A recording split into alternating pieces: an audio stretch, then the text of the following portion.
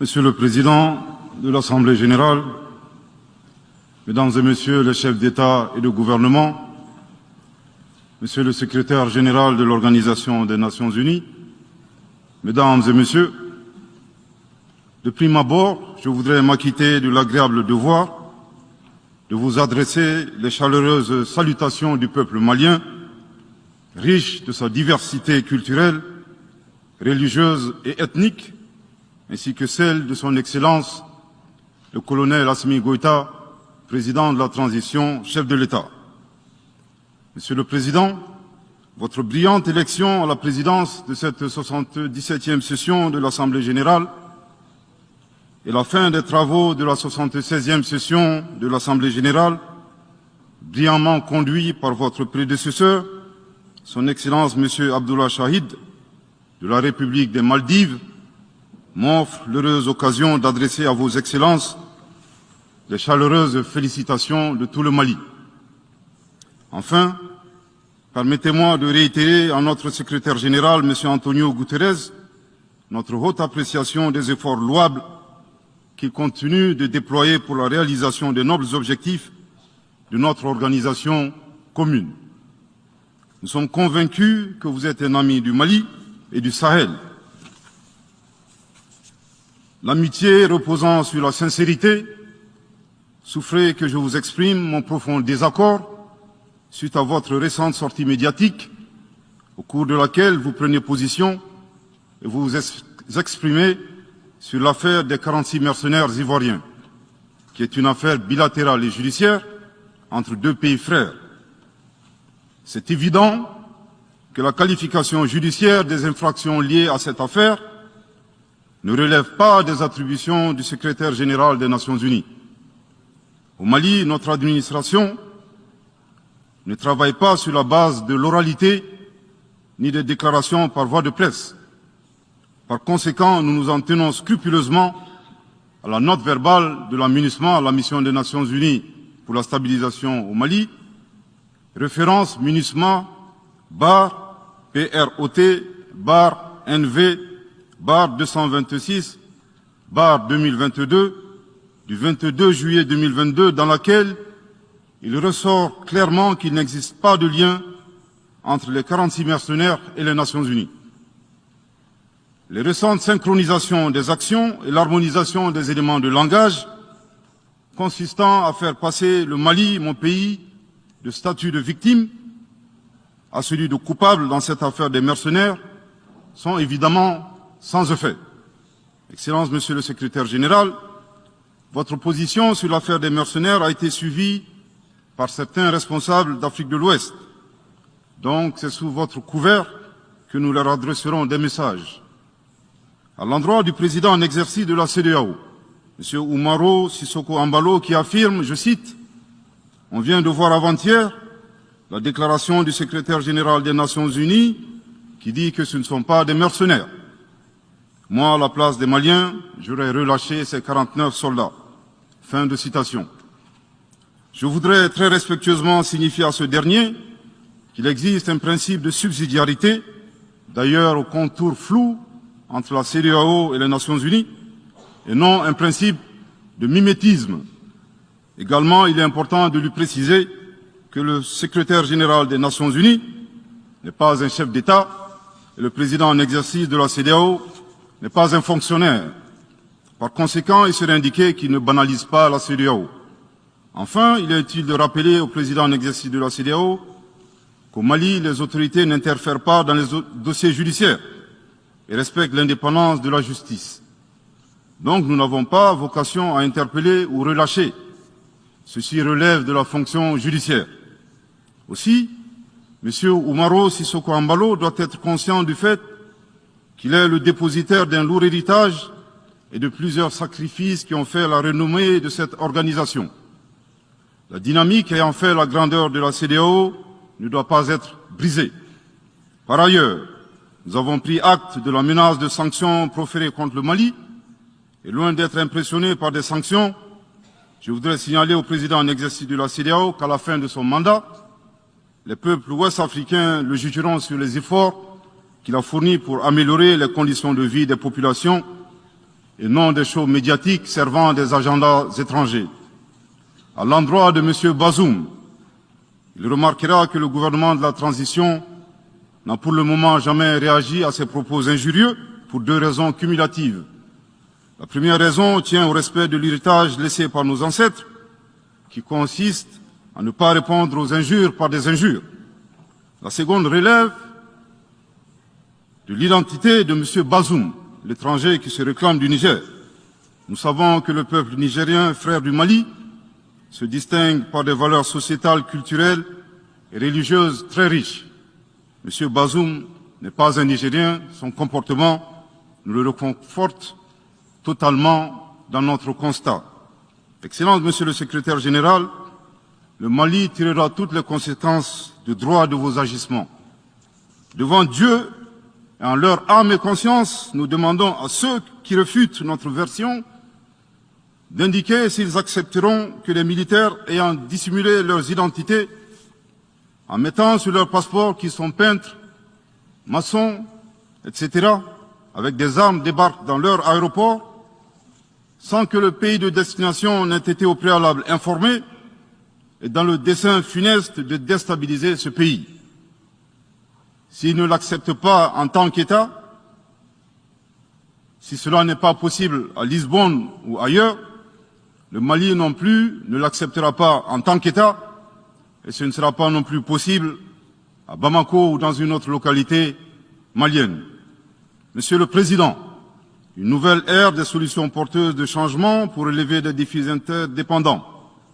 Thème de cette 77e session de l'Assemblée générale, suscitera l'espoir de meilleurs jours pour le Mali, à la condition que le bilan sans complaisance de l'ancienne ère soit établi, que les enseignements soient tirés et que les recommandations objectives soient formulées. Une fois cet état franchi, je ne doute pas qu'à travers notre action collective, nous réussirons à pacifier les multiples foyers de tension dans le monde, mais aussi à promouvoir un développement harmonieux et lutter efficacement contre les pandémies, la dégradation de l'environnement et le réchauffement climatique, les inégalités et les politiques de domination et de prédation des ressources. Depuis le mois d'août 2020, le Mali, mon pays, se trouve dans un processus de transition qui prendra fin le 26 mars 2024 par le transfert de pouvoir aux autorités élues. D'ici à cette échéance et conformément aux recommandations des assises nationales de la refondation, les autorités de la transition se sont engagées dans deux chronogrammes convenus avec la CEDEAO à faire des réformes politiques et institutionnelles avant d'organiser des élections dont l'objectif ultime est de refonder l'État malien, afin qu'il réponde aux aspirations profondes et légitimes de notre peuple à la paix, à la sécurité, à la bonne gouvernance, au développement et à la stabilité institutionnelle durable au Mali. Dans cette perspective, je suis heureux de souligner que certaines avancées majeures ont déjà été réalisées, notamment la promulgation de la loi électorale, qui comprend entre autres la création de l'autorité indépendante de gestion des élections, dont l'installation est à un stade avancé, ainsi que la mise en place d'une commission composée d'éminentes personnalités de toutes les composantes de la société malienne, chargée de la rédaction de la nouvelle Constitution. Monsieur le Président, sur un autre plan, peu de gens savent que le Mali est le seul pays au monde dans lequel se superposent et se déroulent simultanément 4 types d'insécurité: le terrorisme, les conflits communautaires manipulés par les terroristes et leurs sponsors étatiques étrangers, la criminalité transnationale organisée et les actions violentes d'individus isolés. Parallèlement à ce processus de retour à l'ordre constitutionnel, le Mali continue de mener une lutte sans merci contre les acteurs de l'insécurité, en particulier les groupes extrémistes qui sont responsables de toutes sortes d'abus contre nos paisibles populations. En ce qui concerne le Mali, je suis heureux et fier de vous annoncer que les groupes terroristes ont été sérieusement affaiblis et la peur a même changé de camp. Cependant, ces groupes criminels gardent encore et toujours une certaine capacité de nuisance dans leur tentative désespérée de porter atteinte à notre intégrité territoriale et de terroriser nos populations. Les vaillantes forces de défense et de sécurité du Mali restent déterminées à faire face à toutes les menaces, d'où qu'elles viennent. Sous l'impulsion de son Excellence le colonel Assimi Goïta, président de la transition, chef de l'État. Le gouvernement du Mali continue d'intensifier les efforts importants pour recruter, former, équiper et renforcer les capacités opérationnelles des forces de défense et de sécurité maliennes. Je dois dire ici que les actions offensives menées jusque-là ont permis à nos forces de remporter des victoires décisives contre les forces obscurantistes. Elles ont également permis à l'État de reprendre pied et de réaffirmer son autorité sur une grande partie du territoire national, ainsi que de favoriser le retour de plusieurs milliers de nos compatriotes dans leur localité d'origine. Cependant, nous savons que la solution uniquement militaire ou sécuritaire a ses limites. C'est la raison pour laquelle, en appui à l'action militaire, le gouvernement du Mali s'est doté d'une stratégie globale et intégrée, comprenant des mesures politiques, sociales, de développement, y compris la fourniture des services sociaux de base à nos populations, durement affectées par la crise multiforme que nous traversons depuis janvier 2012, avec comme objectif la restauration de l'autorité de l'État sur l'ensemble du territoire national. Dans cette dynamique, le gouvernement du Mali a approuvé le 24 août dernier la stratégie nationale de stabilisation des régions du centre et son plan d'action 2022-2024. Cette stratégie traduit la volonté des autorités de la transition d'avoir une approche holistique de la stabilisation des régions du centre. Elle vise à faire du centre une zone stable et prospère où les communautés sont réconciliées et vivent en harmonie avec leurs voisins. Parallèlement, la mise en œuvre diligente et intelligente de l'accord pour la paix et la réconciliation au Mali, issu du processus d'Alger, demeure une priorité stratégique des autorités de la transition. En tant qu'instrument pacifique de résolution durable de crise que traverse le Mali dans sa partie nord. Je dois dire que je suis particulièrement heureux des conclusions de la deuxième réunion de niveau décisionnel des parties à l'accord, tenue à Bamako du 1er au 5 août 2022. Cette importante réunion qui a regroupé les parties signataires et la médiation internationale a permis de lever certains obstacles afin de relancer le processus de mise en œuvre de l'accord. Poursuivant cette dynamique positive et progressive du processus de paix, la 6e réunion de haut niveau du comité de suivi de l'accord, CSA, s'est tenue à Bamako il y a à peine quelques semaines, le 2 septembre 2022. Cette session du CSA est un signal fort de la volonté des parties à s'engager dans une nouvelle dynamique en vue de parachever la mise en œuvre de l'accord. Je réaffirme ici notre attachement à ce processus, dont la réussite demeure l'une des conditions sine qua non de la stabilité durable du Mali.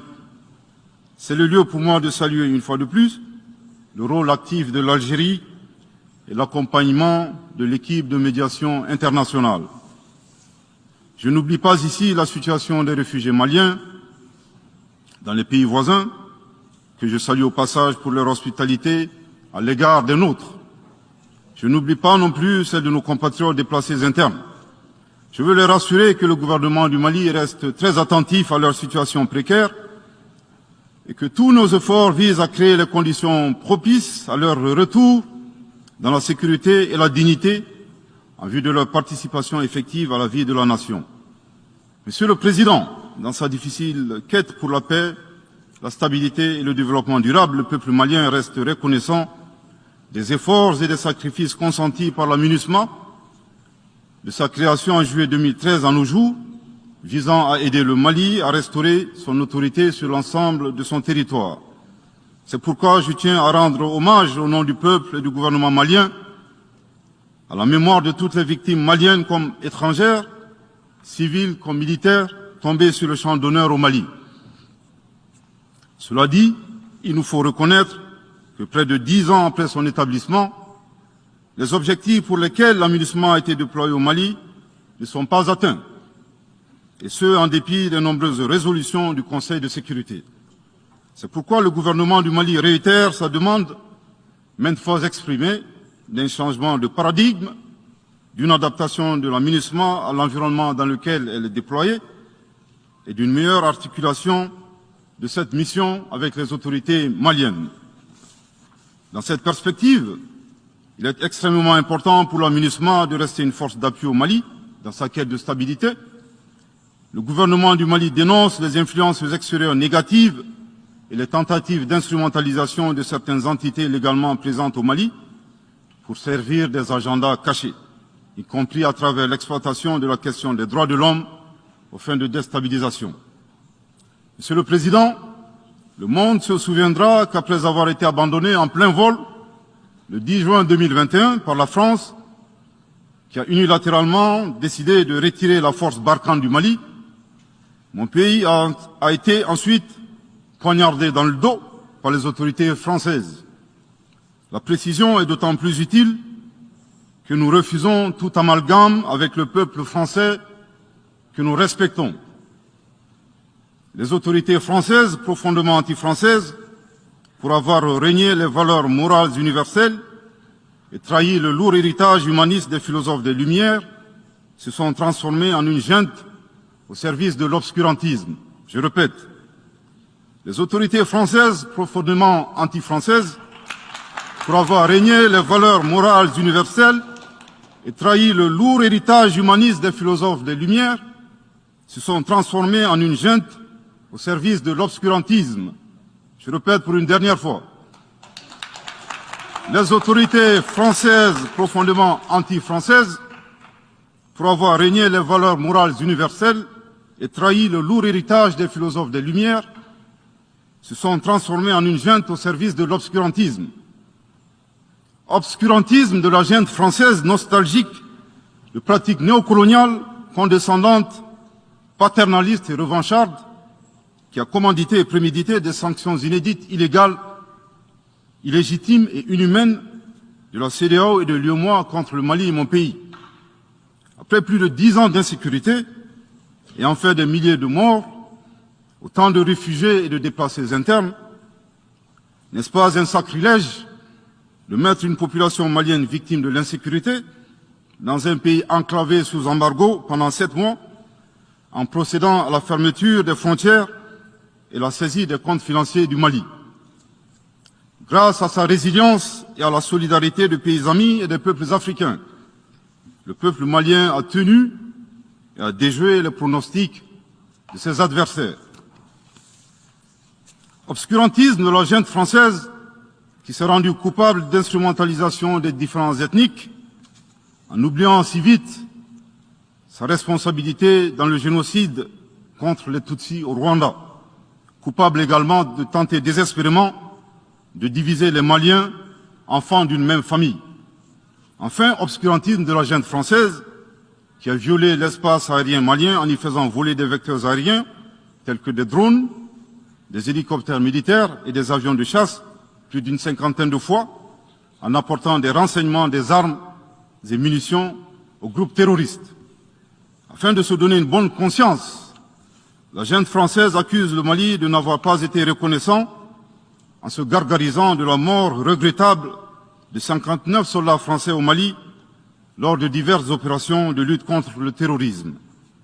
À cette triste accusation, nous rappelons que dans la majorité des interventions d'officiels maliens et des cérémonies, nous rendons systématiquement un hommage à l'ensemble des victimes de l'insécurité au Mali, sans distinction de nationalité, donc y compris les 59 Français décédés. Aussi, nous les invitons à ne pas s'arrêter à si bon chemin et de remonter le temps, en passant par leur intervention en Libye, décriée par toute l'Afrique, sans oublier la participation forcée des milliers d'Africains à la Première et la Seconde Guerre mondiale, sans oublier la traite négrière qui explique le sort économique de beaucoup de pays. Combien d'Africains sont-ils morts pour la France et le monde libre dans lequel nous vivons? Monsieur le Président, eu égard à la gravité des faits commis par la junte française, le Mali, dans sa lettre en date du 15 août 2022, a demandé la tenue d'une réunion d'urgence du Conseil de sécurité des Nations Unies. Cette réunion a pour objet de permettre au Mali de présenter les éléments de preuve en sa possession, démontrant que l'armée française a agressé en de maintes reprises mon pays, en violant de manière répétitive et fréquente l'espace aérien malien, sans autorisation des autorités maliennes et parfois en falsifiant des documents de vol. Plus grave, Monsieur le Président, le Mali sera en mesure de prouver que la junte française a fourni des renseignements et des armes à des groupes terroristes. Le gouvernement du Mali s'interroge sur les raisons qui poussent cet État membre du Conseil de sécurité, de surcroît assurant la présidence de cet organe, à faire obstacle au débat en vue de la manifestation de la vérité. Le monde doit être édifié sur les faits graves qui se sont déroulés au Mali et qui sont à la base de l'aggravation de l'insécurité et de la déstabilisation du Mali et du Sahel. Par la saisine du Conseil de sécurité, le gouvernement du Mali entend mettre cet important organe chargé à titre principal du maintien de la paix et de la sécurité internationale face à ses responsabilités et dénoncer les agissements de la junte française contre mon pays. Ces actes hostiles sont incompatibles avec la Charte des Nations Unies et son statut de membre permanent. Il y va de la crédibilité de notre mécanisme commun, de l'efficacité de la lutte contre le terrorisme, mais surtout, il y va de l'intégrité de l'Organisation des Nations Unies, qui repose entre autres sur le respect des engagements internationaux, de la légalité internationale et de la Charte des Nations Unies. Monsieur le Président, il semble opportun pour le Mali de demander votre implication personnelle auprès du Conseil de sécurité des Nations Unies, afin que notre demande aboutisse pour que cesse la duplicité et la guerre par procuration imposée à mon pays. Monsieur le Président, dans la lutte contre le terrorisme et l'extrémisme violent, le gouvernement du Mali est fortement interpellé sur la question des droits de l'homme. Je tiens à souligner que les droits de l'homme constituent avant tout des valeurs qu'incarne chaque Malien. Aussi, le gouvernement du Mali reste déterminé à les respecter et à les faire respecter, conformément à sa politique de tolérance zéro contre l'impunité. Et cela par fidélité à nos valeurs ancestrales inscrites dans la charte de Kouroukanfouga, proclamée en 1236 par l'empereur du Mali, Soundiata Keïta. Le Mali, berceau de grandes civilisations, héritier de grands empires, terre de brassage, d'hospitalité et de tolérance, fait de la promotion et de la défense des droits de l'homme une priorité nationale. C'est pourquoi je réaffirme avec force que les opérations militaires des forces de défense et de sécurité du Mali sont conduites dans le strict respect des droits de l'homme et du droit international humanitaire. Cependant, comme je viens de le souligner, le gouvernement du Mali s'oppose avec véhémence à l'instrumentalisation de la question des droits de l'homme à des fins politiques, de positionnement, voire de chantage ou d'intimidation. De même, nous regrettons la sélectivité observée entre les droits des populations dont des villages entiers sont massacrés et rasés, qui ne suscitent presque pas d'indignation particulière, et la manipulation communicationnelle faisant passer des terroristes neutralisés sur le champ de bataille pour des civils innocents. Monsieur le Président, pour terminer, je dirais que le peuple malien a décidé de prendre son destin en main.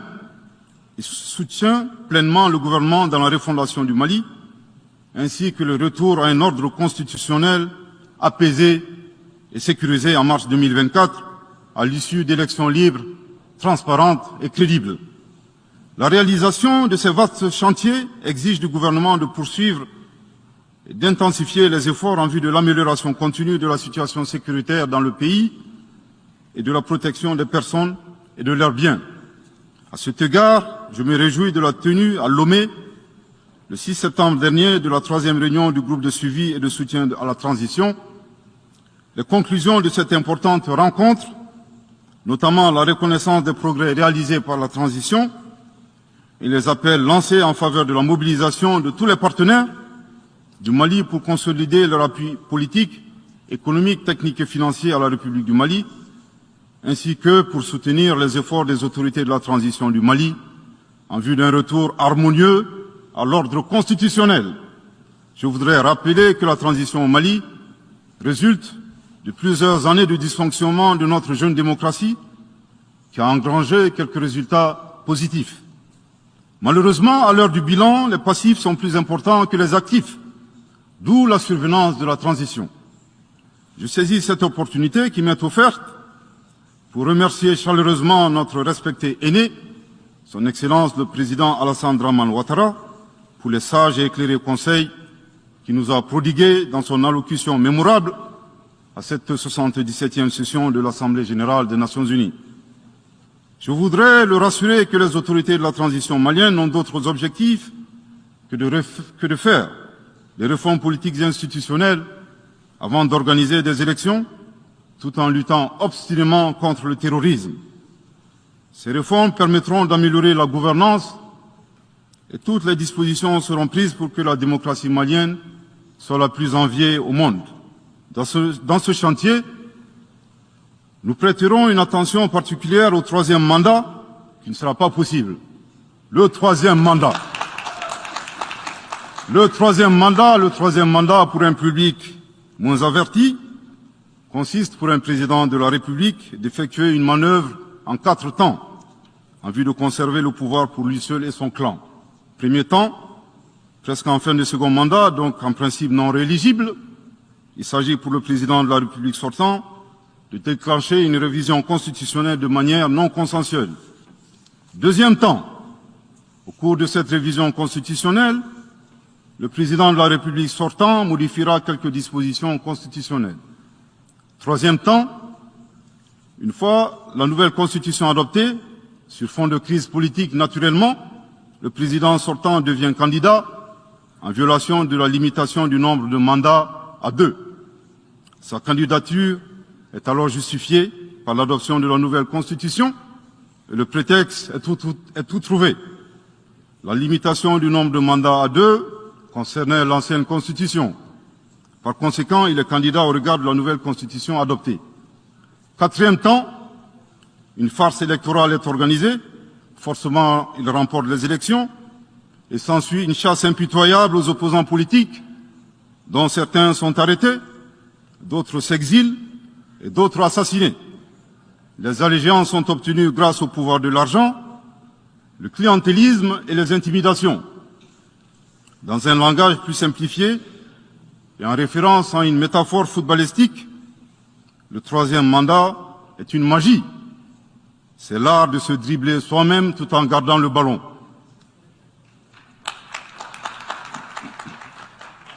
Excellence, Monsieur le Président Ouattara, vos conseils nous rappellent la triste histoire du chameau qui se moque de la bosse du dromadaire. Malgré les efforts tangibles de la transition malienne, dans la mise en œuvre des chronogrammes des réformes politiques et institutionnelles et celui des élections, salués par la communauté internationale, Madame la ministre des Affaires étrangères de la junte française, à qui le Mali n'a pourtant rien demandé, a estimé qu'il n'y avait pas eu de progrès, oubliant que nul ne peut aimer le Mali plus que les Maliens eux-mêmes. Sa position singulière et son adversité ne nous surprennent guère. Victor Hugo, dans Claude Gueux, a classé le genre humain en 2 catégories, en indiquant, je cite, qu'il y a des hommes qui sont fers et des hommes qui sont aimants. Fin de citation. Madame le ministre, dont il s'agit malheureusement, n'est ni fer, ni aimant, elle est hideusement sui generis. Devant l'incertitude et les situations étrangères, le peuple malien adopte une attitude prudente. C'est ce que l'écrivain et le sage Amadou Hampâté-Bâ met en relief en conseillant dans l'étrange destin de Wangrin que, je cite, « Si observer est une qualité, savoir se taire préserve de la calamité ». Fin de citation. Madame le ministre de la junte française, le Mali vous conseille de vous contenter d'observer sa situation. C'est l'occasion pour moi de saluer les relations de coopération exemplaires et fructueuses entre le Mali et la Russie, tout en réaffirmant que le Mali reste ouvert à tous les partenaires qui souhaitent l'aider à relever les défis multiples qui l'assaillent, dans le respect strict de sa souveraineté, de son unité et de la dignité du peuple malien. Le Mali rappelle que, conformément à la vision du colonel Assimi Goïta, président de la transition chef de l'État, 3 principes guident l'action publique nationale. Premier principe, le respect de la souveraineté du Mali. Deuxième principe, le respect des choix stratégiques et de partenaires opérés par le Mali. Troisième principe, la prise en compte des intérêts vitaux du peuple malien dans les décisions prises. En application de ces principes, le Mali reste disposé à poursuivre et à renforcer ses relations de bon voisinage avec l'ensemble des pays qui l'entourent. De même, le Mali, fidèle à son engagement panafricain, continuera à œuvrer au sein des organisations sous-régionales et régionales pour la réalisation de l'intégration africaine. Également, l'atteinte des objectifs de la transition requiert l'accompagnement de l'ensemble des partenaires du Mali, y compris les Nations Unies. J'en appelle donc aux amis du Mali à rester mobilisés aux côtés du gouvernement en vue de l'aider à relever ensemble ces défis importants. Pour la grande majorité des États du monde, convaincus par le respect mutuel et le partenariat gagnant-gagnant, je leur garantis que les portes du Mali leur sont grandement ouvertes et les Maliens les accueilleront les bras ouverts. Pour la minorité qui serait tentée de ne pas respecter ces principes, nous leur promettons qu'ils feront face à des millions de Assimi Goïta, soucieux de défendre leur honneur, leur dignité et leurs intérêts vitaux. Je terminerai en donnant 2 conseils aux nostalgiques de la domination.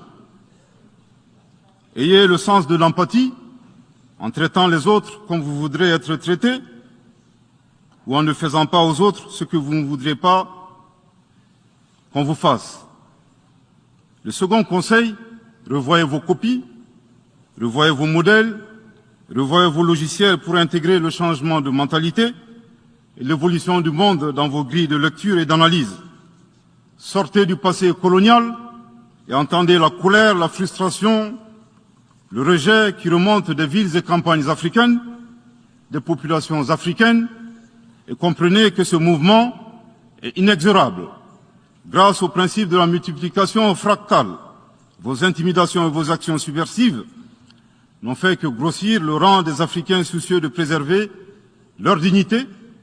S'il n'était qu'une centaine aux indépendances, aujourd'hui nous sommes des millions, et demain, tant que les paradigmes inégalitaires demeureront, nous serons des milliards.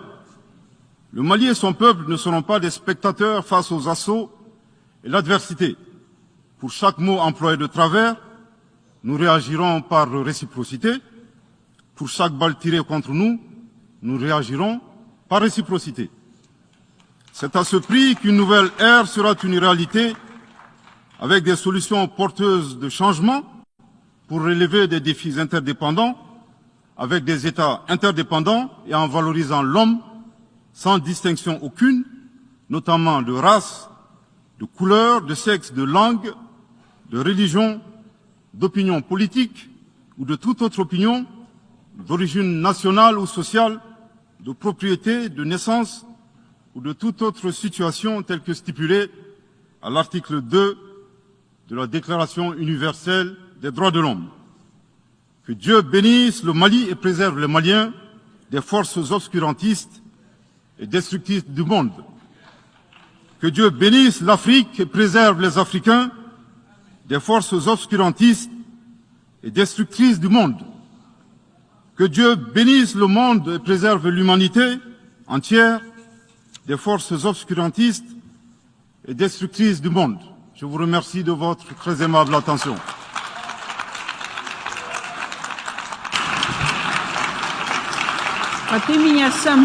Au nom de l'Assemblée générale, permettez-moi de remercier le Premier ministre par intérim de l'Excellence du Mali pour la déclaration qu'il vient de faire. Je prie le protocole d'escorter son Excellence.